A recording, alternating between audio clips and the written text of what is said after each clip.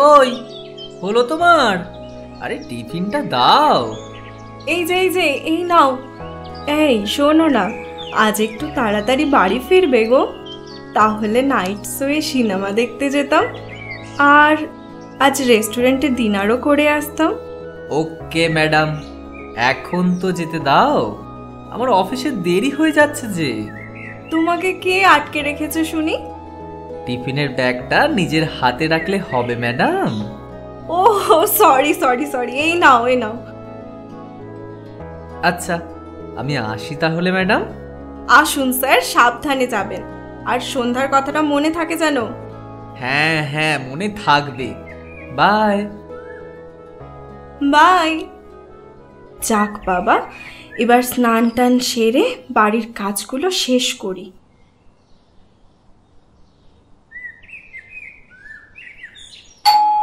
উফ, এখনো ঠাকুর পুজো হয়নি, এমন সময় আবার কে এলো?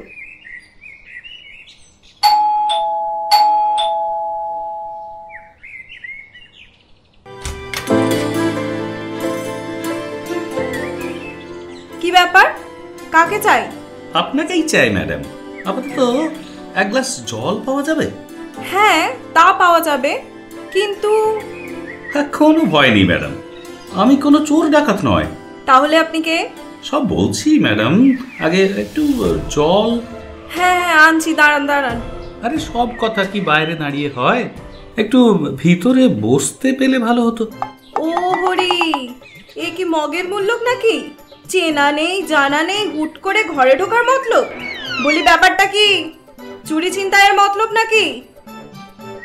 এ মা, না না, ছি ছি, দাঁড়ান, আপনাকে আমার ভিজিটিং কার্ডটা দিই।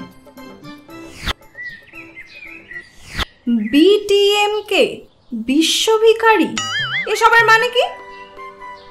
সব বুঝিয়ে বলছি ম্যাডাম, একটু জল। হ্যাঁ হ্যাঁ আসুন।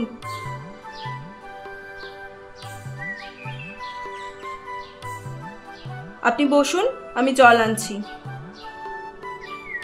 বলছি ম্যাডাম, সাথে যদি একটু মিষ্টি হতো। না মানে কালকের হলেও চলবে। চেনা নেই জানা নেই, সকালে একই উপদ্রব হলো কি জানি, এদিকে এক রাশ কাজ পড়ে আছে, দূর দূর দূর। এই নিন জল আর মিষ্টি, আর কি বলতে এসেছেন বলে মানে মানে কেটে পড়ুন তো। অনেক ধন্যবাদ ম্যাডাম। খাও, খুব ভালো মিষ্টি, খুব ভালো।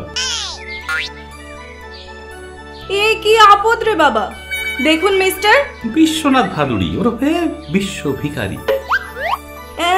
তুমি ভিখারি? তাই এখানে আসার হেতু কি?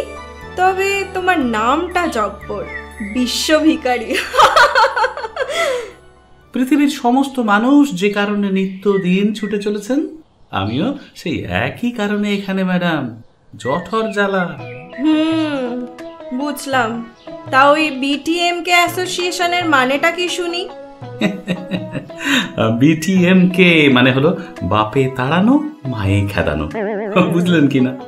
আর সে যাকে ম্যাডাম, যে কাজে আসা, আপনারা অনেক সময় নষ্ট করেছি, এবার আমাকে আমার সাম্মানিকটুকু দিয়ে দিলে আমি বিদেয় হই।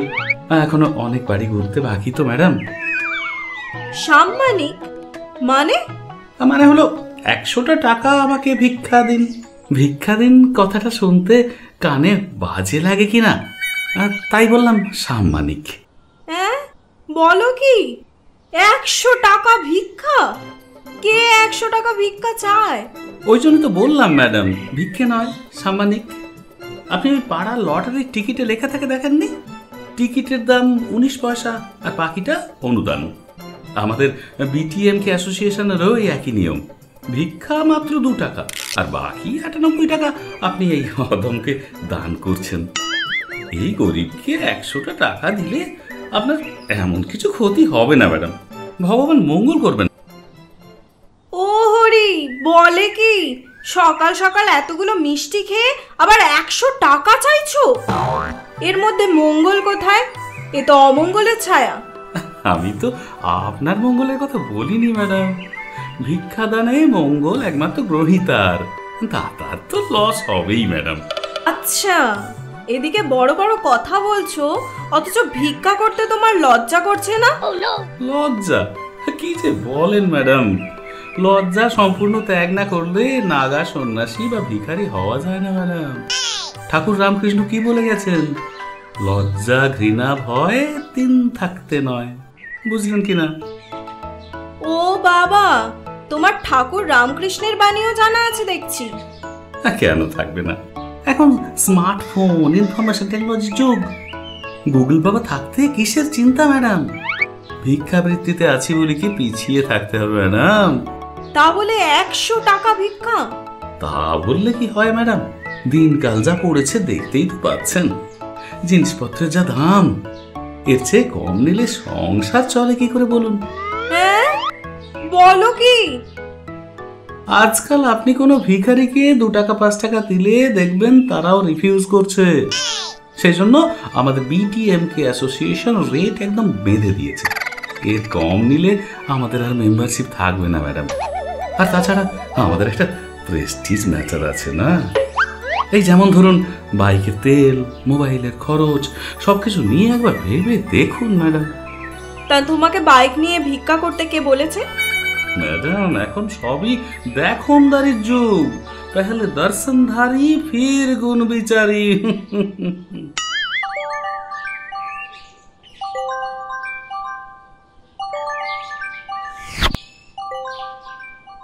বলো জানো। কি করছো বেবি? এই একটা ক্লায়েন্ট মিটিং এ আছি জানো। আজ বিকেলে দেখা করবে কিন্তু। ওকে ওকে জানো, এখন রাখি। Okay baby, bye. গার্লফ্রেন্ড? গার্লফ্রেন্ডও আছে তাহলে? হ্যাঁ, ওর জন্যই তো আজ ভিখারি। মোবাইলটাও তো বেশ দামি মনে হলো। বেশি নয়, ওই 1 লাখের মতো পড়েছিল। ভাবছি চেঞ্জ করব। সর্বনাশ, তুমি তো দেখছি ভিক্ষার এথিক্সটারই হেনস্থা করলে। আপনি শুধু বাহ্যিক দিকটাই দেখলেন ম্যাডাম, ভবিষ্যতের দিকটা একটু ভাবলেন না? মানে? মানে ভবিষ্যতের জন্য কিছু সঞ্চয়ও তো করতে হবে, তাই না? কি কেলেঙ্কারি, সঞ্চয় করতেও পরের টাকা? ঠিক ম্যাডাম, কাউকে এরকম পর ভাবতে নেই। আরে পর ভাবে না বলেই তো এ দেশ জুড়ে এমন ব্যাপক তোলা আদায়ের একটা ব্যবস্থা গড়ে উঠেছে। তাছাড়া মহাপুরুষরা তো বলেই গেছেন, কেউ পর নয়, জগৎ তোমার।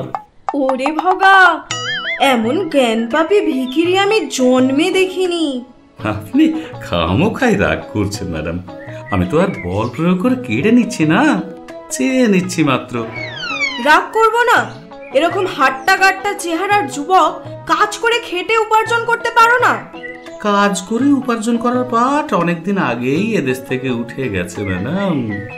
সর্বত্রই কর্মচারী ইউনিয়নগুলির দলমত নির্বিশেষে একটাই তো স্লোগান, আসি যাই মাইনে পাই, কাজ করলে উপরি চাই। আর এই দেশে কাজ কোথায় ম্যাডাম? কাজ থাকলে এরকম হাজারে হাজারে শিক্ষিত যুবক বেকার থাকতো। তা বটে, এই করেই তো দেশটা গোল্লায় গেল। তা চাকরি করতে হবে কেন? স্বনির্ভর স্বরোজগারের উপায়ও তো আছে। তা আছে ম্যাডাম, বস্তুত এ দেশে স্বনির্ভর হওয়ার 2টি মাত্র উপায়, হয় ডাকাতি কিংবা ভিক্ষা। ডাকাতির মতো খতরনাক প্রফেশনে না গিয়ে এই নিরীহ ভিক্ষাবৃত্তিতেই নিয়েছি। এটা কি কোনো অপরাধ করেছি ম্যাডাম? আচ্ছা, তুমি কি জীবনে কখনোই কোনো কাজ করনি? কেন করব না? ভিক্ষাও তো একটা কোয়াইট নোবেল প্রফেশন, একটি হার্মলেস স্বনিযুক্ত প্রকল্প। আরে আমি বলছি, তুমি কি ভিক্ষাবৃত্তি ছাড়া আর কোনো কাজ করনি? মানে কোনো সোশ্যাল ওয়ার্ক জাতীয়? কেন ম্যাডাম, ভিক্ষাই তো একটা রেসপেক্টেবল সোশ্যাল ওয়ার্ক। কি বললে? ভিক্ষা সোশ্যাল ওয়ার্ক? হ্যাঁ, নয়? এই ধরুন যেমন নেতারা ভোটের সময় ভোট ভিক্ষা করেন, পুলিশ তোলা ভিক্ষা করেন। এই ধরুন আপনি তো পরীক্ষা দিয়ে পাশ করেছেন, চাকরি করতে যাবেন, সেখানেও ঘুষ দিতে হবে। একটা বড় নার্সিংহোমে যান, আপনাকে ঘটি বাটি সব বিক্রি করতে হবে। এটাও তো এক প্রকার ভিক্ষাই ম্যাডাম। সমাজের যত উপরের তলায় উঠবেন ততই দেখবেন চারিদিকে ভিক্ষাবৃত্তি কিভাবে আষ্টে পৃষ্ঠে জড়িয়ে ধরেছে এই সমাজকে। হ্যাঁ, তা না হয় বুঝলাম, কিন্তু তারা তো পরিষেবা দিচ্ছে। সে তো আমরাও পরিষেবা দিচ্ছি ম্যাডাম। বলো কি, ভিক্ষা পরিষেবা? নয়, দাতাকে পুণ্য অর্জন করার সুযোগ করে দিচ্ছি। এটা কি কম পরিষেবা ম্যাডাম? মানে? স্বামী বিবেকানন্দ কি বলে গিয়েছিলেন? জীবে প্রেম করে যেই জন, সেই জন সেবিছে ঈশ্বর। তাতে কি? আচ্ছা ভেবে দেখুন, লোকে পুণ্য অর্জন করতে দেশ দেশান্তরে ছোটে, তাদের যেমন খরচ তেমনি হ্যাপা, আবার তার সাথে পথশ্রম। এবার আমি কি করছি? আমি সেই সব পুণ্যলোভীদের ট্রাভেলিং ট্রাভেল এবং ইউজলেস এক্সপেন্ডিচার বাঁচিয়ে ফোকটে পুণ্য অর্জন করতে সাহায্য করছি, সামান্য কিছু ভিক্ষে দিয়ে অনন্ত স্বর্গের পাসপোর্ট ম্যাডাম। বলুন ঠিক বলছি কিনা? হ্যাঁ, তা তুমি ঠিকই বলেছো। এই দিকটা তো ভেবে দেখিনি। আর ভেবে সময় নষ্ট করবেন না ম্যাডাম, সামান্য 100টা তো টাকা, এত সস্তায় এমন পরিষেবা কে দেবে বলুন? হ্যাঁ দিচ্ছি, তোমার সাথে কথায় পেরে ওঠা যাবে না। টাকা নিয়ে বিদেয় হও, আমার অনেক কাজ পড়ে আছে। ও হ্যাঁ ম্যাডাম, আর একটা কথা, ওই কনসালটেন্সি ফিস বাবদ আরো 400 টাকা দেবেন, মোট ওই 500। হ্যাঁ, কনসালটেন্সি ফ্রি? তোমাকে ভিক্ষাবৃত্তির কনসালটেন্ট হতে কে বলেছিল? এ আর বলবে ম্যাডাম, গরজ বড় বালাই। এই দেখুন না, ঘরে বসে মার্কেট সম্বন্ধে কেমন একটা ধারণা পেয়ে গেলেন। আর তাছাড়া আপনাকে বোঝাতে গিয়ে আমার যে সময় নষ্ট হলো তার কি কোনো দাম নেই ম্যাডাম। এই যে এতক্ষণ আপনাকে বোঝালাম, এই সময় আমি আরো 10টা বাড়িতে ঘুরে রোজগার করতে পারতাম। শুধু শুধু কেন গরিবের রুজির পথে বাধা হয়ে দাঁড়াবেন ম্যাডাম? উফ, এ তো আচ্ছা জ্বালাতনে পড়লাম। দেখছেন না, একদিন যারা পুঁজিপতিদের কালো হাত ভেঙে দাও, গুঁড়িয়ে দাও বলে চেঁচাতো, আজ তারাই পুঁজিবাদী ভজনায় ভিক্ষার ঝুলি কাঁধে নিয়ে দৌড়ে দৌড়ে ঘুরছে। আর আমাদের মতো নগণ্য ভিখারি যারা সামান্য কিছু ভিক্ষার আশায় আপনাদের দৌড়ে দৌড়ে ঘুরছে, তাদের আপনারা এভাবে তাড়িয়ে দেবেন? আরে বাবা, সে তো শিল্পের উন্নতির জন্য। যথার্থ বলেছেন ম্যাডাম। শিল্পোন্নতি চান বা আত্মোন্নতি, ভিক্ষার কোনো বিকল্প নাই। উফ, সকাল সকাল হাত ধরিয়ে দিল। শোনো, আমার কাছে এত টাকা ক্যাশ নেই। কোনো অসুবিধা নেই ম্যাডাম, আমাদের অনলাইনের ব্যবস্থা আছে। উফ ভগবান, দাঁড়াও আসছি।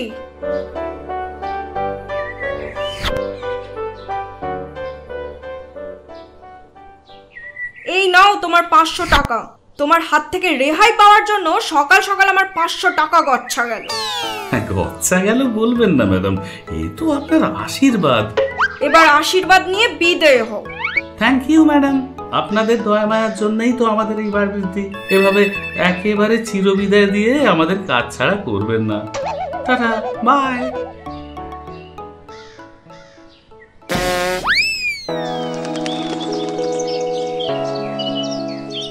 কিরে, খুব তো বাজি ধরেছিলি। সুমনা বৌদি খুব কিপটে, বৌদির থেকে টাকা বের করতে পারলে 500 টাকা দিবি। এই দেখ। কি, সুমনা টাকা দিতে রাজি হয়ে গেল? আরে সে কি আর এমনি দেয় রে, কত কাঠখড় পুড়িয়ে তবে পেয়েছি জানিস। সত্যি তুই পারিসও বটে।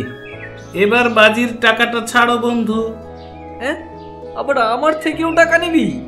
বন্ধু, বাজি ইজ বাজি।